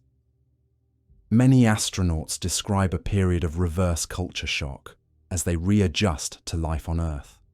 The abundance of choices in a grocery store can feel overwhelming after months of eating carefully rationed meals from pouches. The cacophony of sounds in a city street can be jarring after months of life in the controlled acoustic environment of a spacecraft. The sight of people arguing about trivial matters can be frustrating when you've spent months focused on the essential business of survival and exploration. Yet this readjustment period often leads to a deeper appreciation for both the cosmic perspective gained in space and the rich complexity of life on Earth. Astronauts frequently become passionate advocates for space exploration, not just because of the scientific knowledge it provides, but because of the perspective it offers on humanity's place in the universe. They return as ambassadors for a viewpoint that could transform how our species thinks about itself and its future. The medical monitoring that continues for months after astronauts return to Earth provides crucial data for planning future missions, but it also serves as a reminder of how profoundly the human body is adapted to terrestrial conditions. The gradual recovery of bone density, muscle mass, and cardiovascular fitness becomes a personal experiment in human adaptability, demonstrating both our species' remarkable ability to adapt to new environments and our deep connection to the planet that shaped our evolution. The psychological effects of spaceflight often persist much longer than the physical ones. Many astronauts report that their time in space continues to influence their decisions, their priorities, and their worldview years after their return. The overview effect, that cognitive shift that comes from seeing Earth as a single unified system, doesn't fade with time, but often deepens as astronauts have opportunities to reflect on their experience and share it with others. The storytelling that astronauts engage in after their return becomes part of their continuing mission. Through books, lectures, interviews, and social media, they share not just the technical details of their experience, but the emotional and spiritual insights that come from seeing our planet from the outside. These stories become part of humanity's collective understanding of what it means to be a spacefaring species. The photographs and videos that astronauts bring back from space serve as more than just documentation of their missions. They become windows through which the rest of humanity can glimpse the perspective that comes from leaving Earth behind. Every image of Earth from space, every video of astronauts floating in microgravity, every recording of their voices describing the view outside their windows helps to expand human consciousness beyond the boundaries of our home planet. But perhaps the most important thing that astronauts bring back from space isn't data or images or stories, but a transformed understanding of what it means to be human in a universe that's vast beyond comprehension. They return with the knowledge that we're all crew members on a spacecraft called Earth, traveling through space together with no backup and no alternative destination. This perspective, earned through the courage to leave Earth and the skill to return safely, becomes part of humanity's wisdom as we prepare for the next phase of our expansion into the cosmos. The experience of living and working in space also provides insights into human psychology and social dynamics that have applications far beyond spaceflight. The techniques developed for helping small groups of people live and work together effectively in isolated, high-stress environments are being applied to everything from submarine operations to Antarctic research stations to corporate team building. The selection criteria and training methods used to prepare astronauts are being adapted for other professions that require people to perform complex tasks under extreme conditions. The technologies developed to keep humans alive and functional in space often find applications in terrestrial medicine and engineering. Life support systems designed for spacecraft are being adapted for use in hospitals and emergency shelters. Exercise equipment developed for use in microgravity is being modified for rehabilitation therapy and fitness training. Even the psychological techniques used to help astronauts cope with isolation and stress are being applied to help people deal with challenging circumstances on Earth. But beyond these practical applications, the human experience of spaceflight provides something even more valuable: proof that our species is capable of adapting to environments and challenges that once seemed impossible to overcome. Every person who has lived and worked in space has demonstrated that humans can learn to thrive in conditions radically different from those that shaped our evolution. They've shown that with proper preparation, technology, and determination, we can expand our presence beyond the boundaries of our home planet. The lessons learned from decades of human spaceflight are now being applied to planning missions that will take astronauts farther from Earth than anyone has traveled since the Apollo program. The techniques for keeping people healthy and productive during long-duration missions are being refined for journeys to Mars that will last years rather than months. The psychological insights gained from orbital missions are being used to prepare crews for the ultimate isolation of interplanetary travel. The story of how astronauts go to space is ultimately a story about human potential. It's about our species' remarkable ability to imagine possibilities that don't yet exist, and then work together to make them real. It's about the courage to risk everything in pursuit of knowledge and exploration. It's about the ingenuity to solve problems that have never been solved before. And it's about the wisdom to recognize that every journey into the unknown teaches us something new about ourselves and our place in the universe. Every astronaut who has made the journey to space and back has expanded the boundaries of human experience and capability. They've proven that the same species that once struggled to survive in small bands on the African savanna can learn to live and work among the stars. They've demonstrated that with enough determination, creativity, and cooperation, we can overcome challenges that once seemed insurmountable. The question of how astronauts go to space is really a question about what we're capable of when we commit ourselves fully to achieving something extraordinary.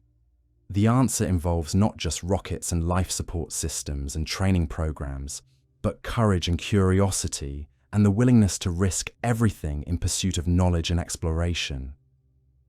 It involves the recognition that we're all part of something larger than ourselves, all crew members on a journey that began when our species first looked up at the stars and wondered what it would be like to travel among them. As we continue to push the boundaries of human spaceflight, as we prepare for missions to the Moon and Mars and eventually to destinations we can barely imagine, we carry with us the lessons learned by every person who has had the courage to leave Earth behind. Their experiences, their insights, and their transformed perspectives become part of the foundation upon which we build our future as a spacefaring civilization. The story of how astronauts go to space is still being written, with each mission adding new chapters to our understanding of what it means to be human in a universe that's vast, beautiful, and full of possibilities we're only beginning to explore. Every safe launch, every successful mission, every astronaut who returns to Earth with new knowledge and perspective brings us one step closer to the day when traveling to space will be as routine as any other form of human transportation. But even when that day comes, even when space travel becomes commonplace, the fundamental transformation that occurs when humans leave Earth behind will remain profound and meaningful. The perspective gained from seeing our planet from the outside, the insights that come from living in an environment unlike anywhere else in the known universe, and the deep appreciation for the fragility and preciousness of life will continue to be gifts that space travelers bring back to share with all of humanity. The journey to space is ultimately a journey of discovery, not just about the cosmos that surrounds us, but about ourselves and what we're truly capable of when we dare to reach beyond the boundaries of what seems possible. Every astronaut who has made this extraordinary journey carries forward the legacy of exploration that has driven our species from the very beginning, always reaching toward the next horizon, always wondering what lies beyond the next boundary, always pushing forward into the magnificent unknown that beckons us from the darkness between the stars. The complexity of orchestrating a human journey to space extends far beyond the spectacular moment of launch.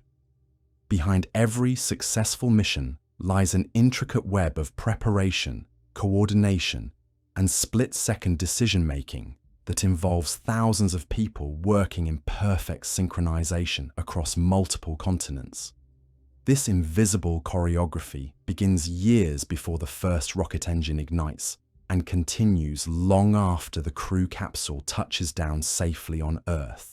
Mission planning starts with what seems like a simple question: when should we launch? But this question opens into a labyrinth of calculations that would make the most sophisticated computer systems strain under the computational load.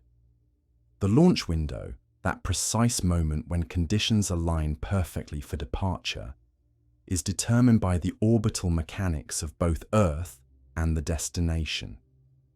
The International Space Station, traveling at over 17,000 miles per hour, presents a target that's constantly moving through three-dimensional space. Hitting this target requires timing so precise that a delay of even a few minutes can scrub an entire mission. The weather adds another layer of complexity that mission planners must navigate with the skill of master meteorologists. Wind speeds at different altitudes, cloud formations that could interfere with tracking systems, lightning activity that could damage sensitive electronics, and precipitation that could affect the rocket's aerodynamics all factor into the go or no-go decision. Weather stations positioned around the globe feed data to mission control centers where specialists analyze atmospheric conditions, not just at the launch site, but along the entire trajectory path that the rocket will follow. But weather is just one variable in an equation that includes hundreds of others. The health and readiness of the crew must be monitored continuously in the days leading up to launch. A minor illness that would barely slow down a terrestrial worker could become life-threatening in the confined environment of a spacecraft. Psychological evaluations ensure that crew members are mentally prepared for the isolation and stress they're about to experience. Even their sleep schedules are carefully managed to ensure they're alert and focused during the critical phases of their mission. The spacecraft itself undergoes inspections so thorough they make aircraft maintenance procedures look casual. Every system is tested and retested. Every connection is verified. Every component is examined for signs of wear, damage, or potential failure. The fuel loading process alone requires teams of specialists working around the clock, handling substances so dangerous that a single mistake could result in an explosion visible from orbit. The cryogenic fuels must be maintained at temperatures that would freeze human tissue solid in seconds, while the oxidizers are so reactive they could ignite almost anything they come into contact with. Ground control centers around the world come alive in the hours before launch, staffed by specialists who have trained for years to monitor specific aspects of the mission. Flight directors coordinate between teams responsible for trajectory analysis, life support systems, communications, weather monitoring, and dozens of other critical functions.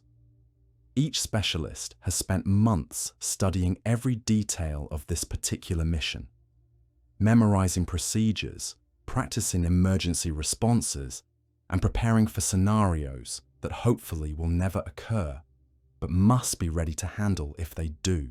The astronauts themselves spend the final hours before launch in a state of controlled preparation that balances physical readiness with psychological focus.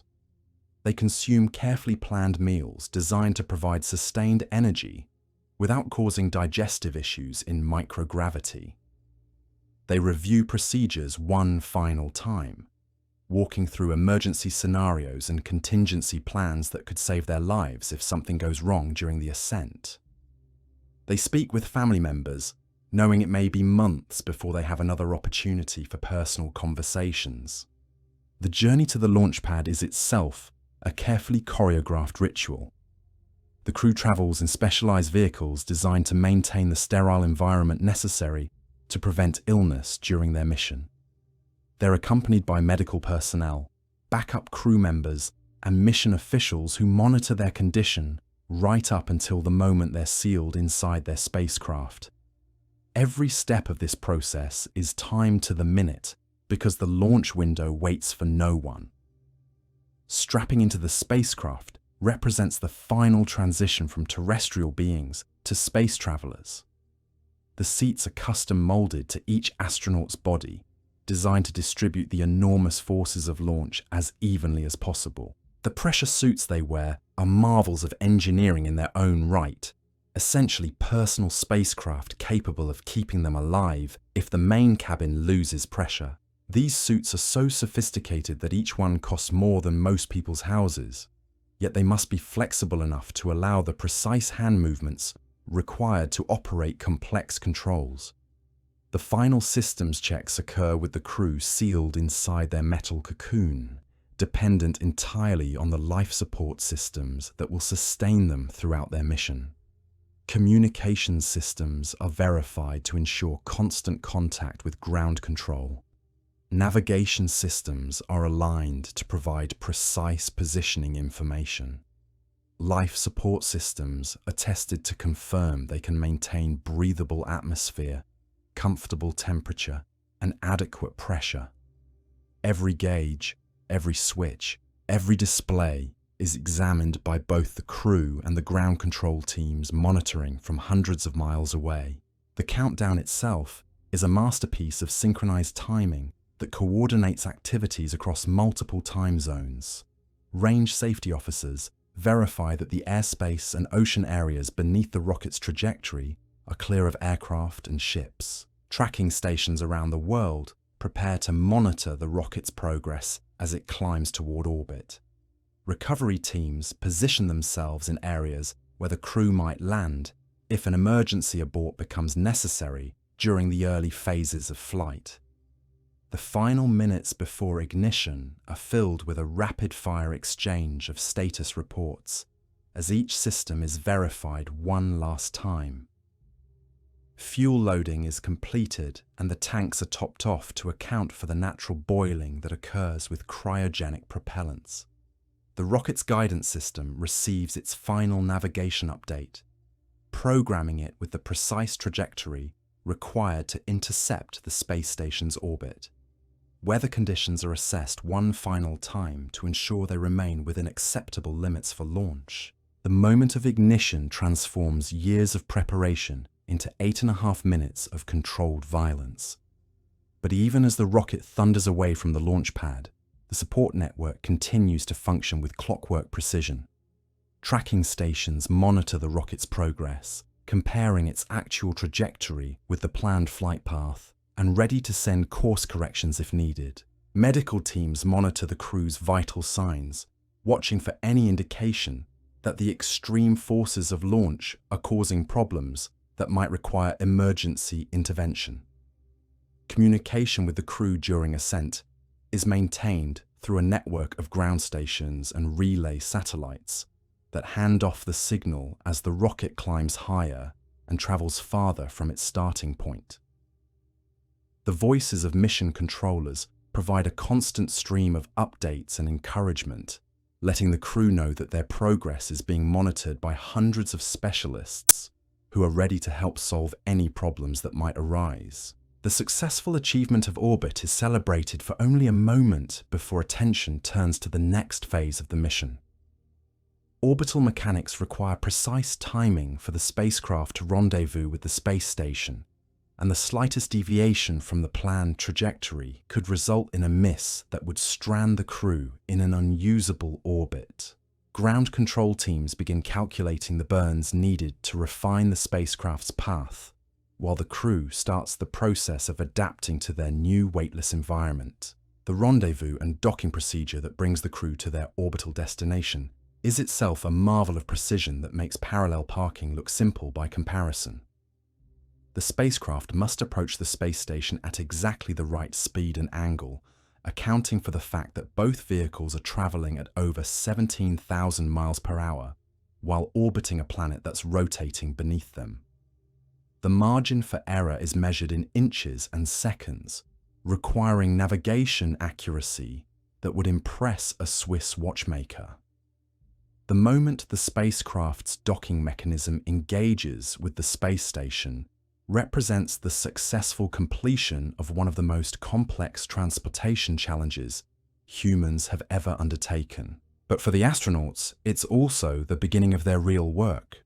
The spectacular journey to orbit was just the delivery system for getting them to their orbital laboratory, where they'll spend the coming months conducting experiments, maintaining systems, and expanding humanity's understanding of how to live and work beyond Earth.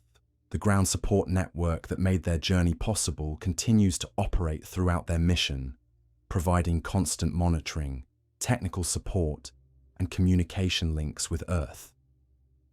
Mission control centers around the world work in shifts to ensure that someone is always watching over the crew, ready to help solve problems or coordinate emergency responses if needed. This invisible network of support extends the reach of human civilization beyond our planet's atmosphere, creating a lifeline that connects orbital residents with the billions of people still bound to Earth's surface. The psychological support provided by this connection cannot be overstated. Knowing that hundreds of specialists are monitoring their safety and well-being helps astronauts cope with the isolation and stress of living in an environment that's actively trying to kill them. The familiar voices of mission controllers become anchors to terrestrial life, reminders that they're not truly alone in the vast emptiness of space.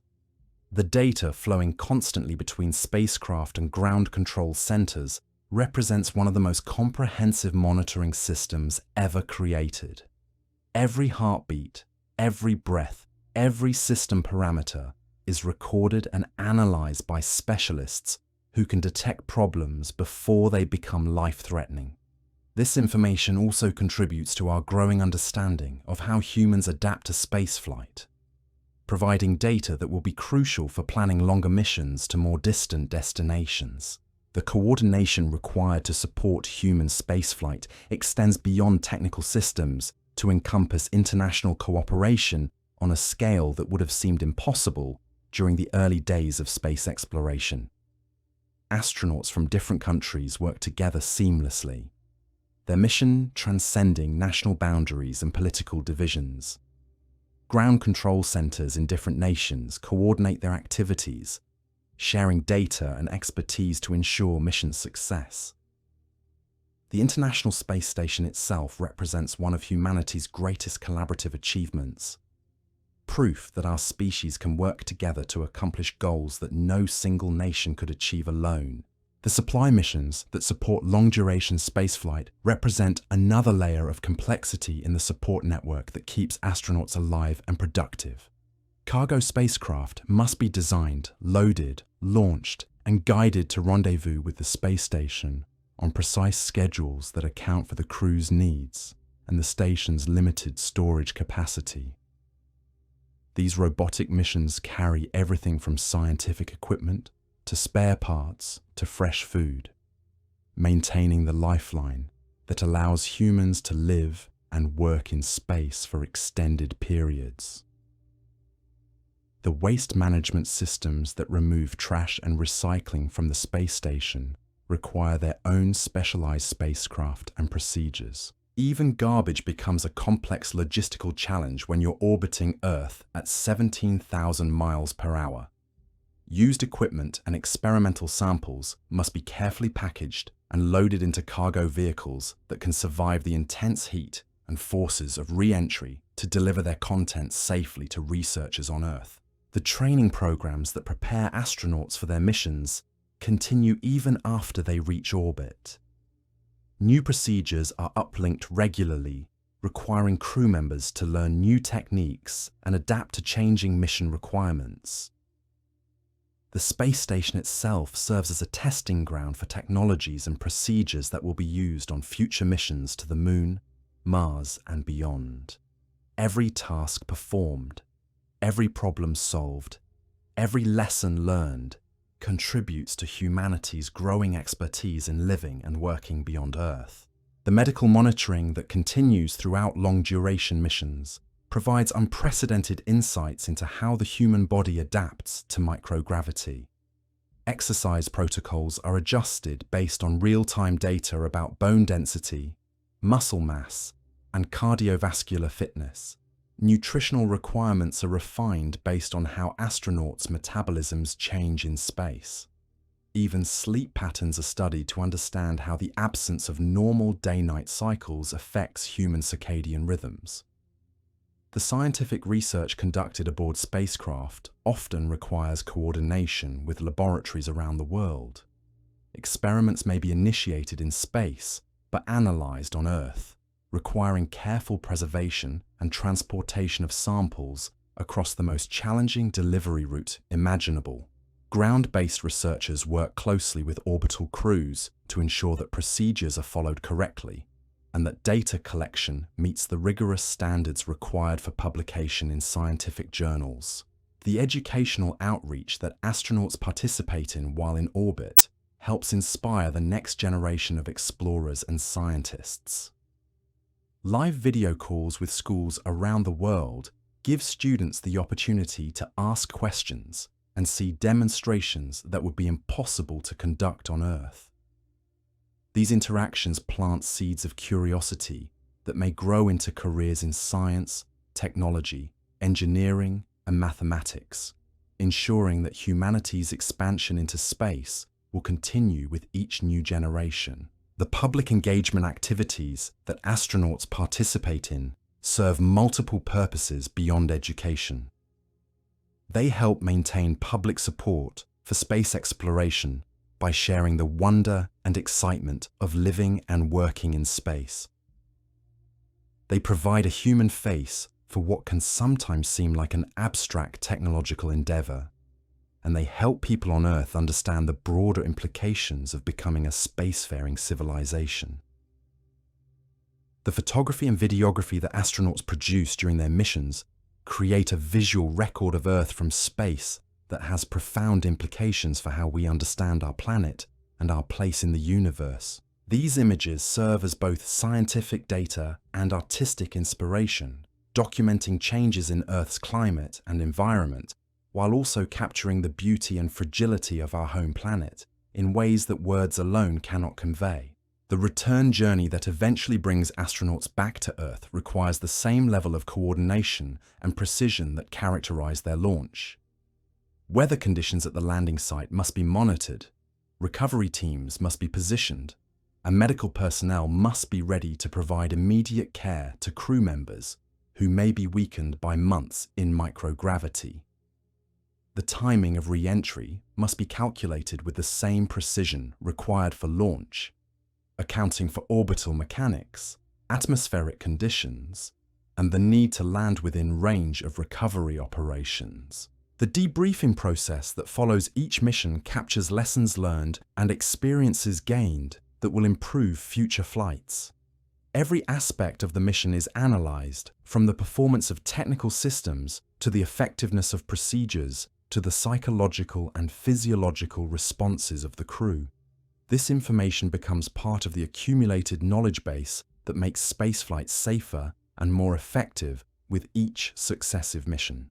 The story of how astronauts go to space is ultimately a story about human cooperation and determination on a scale that spans continents and cultures.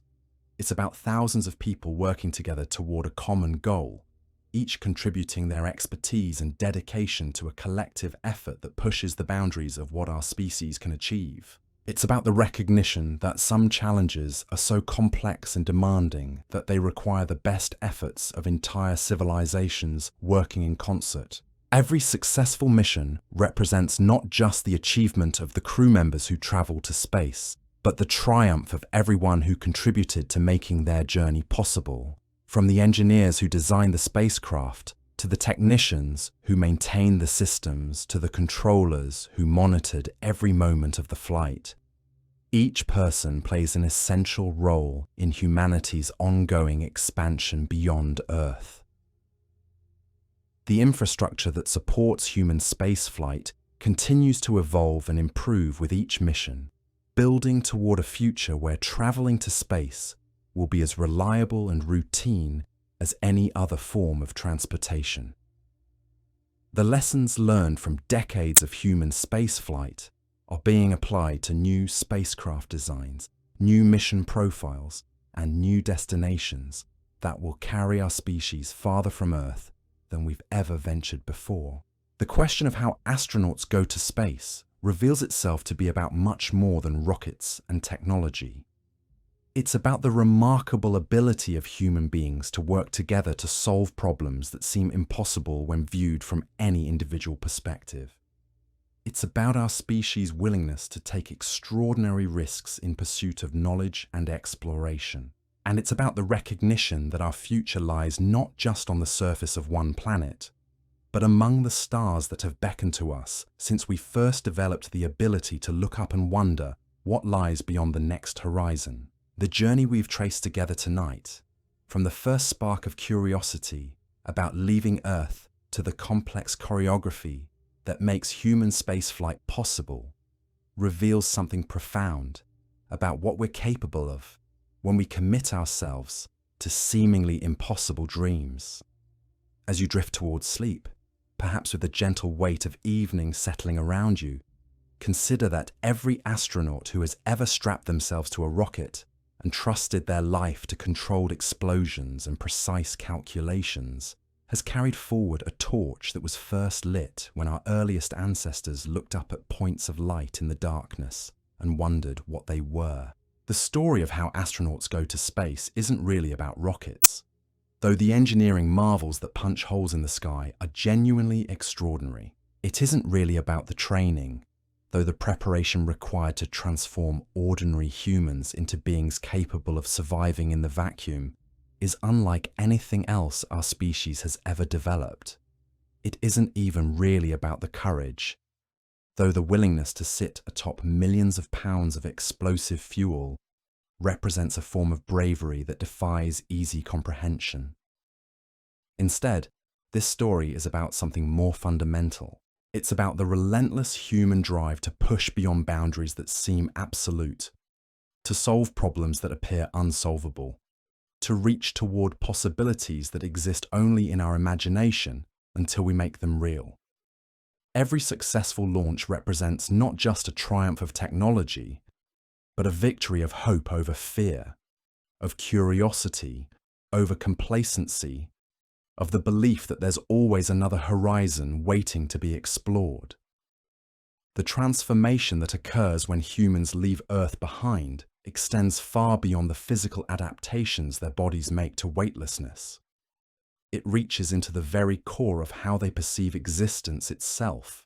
When you've seen Earth as a single unified sphere hanging in the infinite darkness, when you've watched 16 sunrises and sunsets in a single day, when you've experienced the profound silence of space broken only by the sound of your own breathing, something fundamental shifts in your understanding of what it means to be human.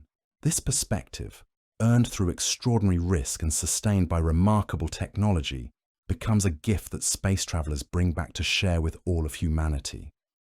They return not just as individuals who have had an incredible adventure, but as ambassadors for a viewpoint that could transform how our species thinks about itself and our place in the cosmos. They've seen firsthand that the conflicts and divisions that seem so important on the surface fade into insignificance when viewed from the perspective of orbital altitude. The infrastructure that makes human spaceflight possible continues to evolve with each mission, building toward a future where the journey we have explored together tonight will seem as routine as crossing an ocean. New spacecraft designs promise to make space travel safer and more accessible. New propulsion technologies may reduce the time required to reach distant destinations. New life support systems will extend our ability to live and work far from Earth for years at a time. But even as the technology advances and the procedures become more refined, the fundamental experience of leaving Earth will always retain its power to transform those who make the journey. The overview effect, that cognitive shift that comes from seeing our planet from the outside, doesn't diminish with familiarity. The profound silence of space doesn't become less moving with repetition. The sight of Earth hanging in the void doesn't lose its ability to inspire awe and reverence for the precious nature of life itself. The next chapters in this story are already being written. Spacecraft are being designed for missions to the moon that will establish permanent human presence on another world. Plans are being developed for journeys to Mars that will require astronauts to travel farther from Earth than anyone has ventured since the Apollo era. Technologies are being tested that will eventually allow humans to explore the outer planets and perhaps even reach toward other stars. Each of these future missions will build upon the foundation laid by every person who has had the courage to leave Earth behind. The lessons learned from decades of human spaceflight, the procedures developed through years of trial and refinement, the technologies proven through countless hours of operation in the harsh environment of space, all contribute to humanity's growing capability to live and work beyond our home planet, yond. But perhaps most importantly, each mission carries forward the recognition that we are all crew members on a spacecraft called Earth, traveling through space together with no backup and no alternative destination. This perspective, gained by looking back at our planet from the outside, reminds us that the arbitrary divisions that separate us pale in comparison to the shared challenges we face as a species, learning to thrive in a universe that's vast, beautiful, and largely empty of life as we know it. The question of how astronauts go to space ultimately becomes a question about human potential itself. It's about our remarkable ability to imagine possibilities that don't yet exist and then work together to make them real. It's about the courage to risk everything in pursuit of knowledge and exploration. It's about the ingenuity required to solve problems that have never been solved before. And it's about the wisdom to recognize that every journey into the unknown teaches us something new about ourselves and our place in the grand scheme of existence. Tonight, as you rest under the same stars that have guided explorers throughout human history, remember that you're part of this continuing story. The atoms in your body were forged in the hearts of ancient stars. The curiosity that drives you to wonder about space travel connects you to every human who has ever looked up and dreamed of reaching beyond Earth's embrace. The technology that makes modern life possible builds upon discoveries made by astronauts conducting experiments in the unique environment of microgravity. Every breath you take, every heartbeat that sustains you, every thought that flows through your mind operates according to the same physical laws that govern spacecraft traveling at 17,000 miles per hour, hundreds of miles above your head. You are already a space traveler, riding on a planet that hurtles through the cosmos at speeds that make our fastest rockets seem slow, protected by a thin shell of atmosphere from a universe that stretches to infinity in every direction. The story of how astronauts go to space is really the story of how curiosity becomes courage, how dreams become determination, and how the impossible becomes inevitable when human beings commit themselves fully to reaching beyond the boundaries of what seems possible. It's a story that began when our species first developed the ability to wonder about the lights in the night sky. And it will continue as long as there are humans willing to risk everything in pursuit of answers to questions we haven't even learned to ask yet. As you drift towards sleep, carried by the gentle rhythm of your breathing and the quiet beating of your heart, know that you rest in the embrace of the same forces that guide spacecraft across the void. The gravity that holds you gently against your bed connects you to every star in the sky. The elements that compose your body link you to the cosmic processes that create planets and possibilities. You are already part of the greatest adventure our species has ever undertaken. The journey from a small blue planet toward a future among the stars that beckons from the darkness with infinite promise and endless mystery. Sweet dreams, fellow traveler in this cosmic story. The universe continues its ancient dance around you, and you are part of that dance now and always in this magnificent, mysterious, ever-unfolding tale of how humans learn to slip the bonds of Earth and touch the face of the infinite. The question isn't really how astronauts go to space, but how space comes to live within every human heart brave enough to look up and wonder what lies beyond the next horizon. I wish you a very good night. I will see you tomorrow as always. Until then, stay curious, keep wondering. This is Boring Science. Cheers.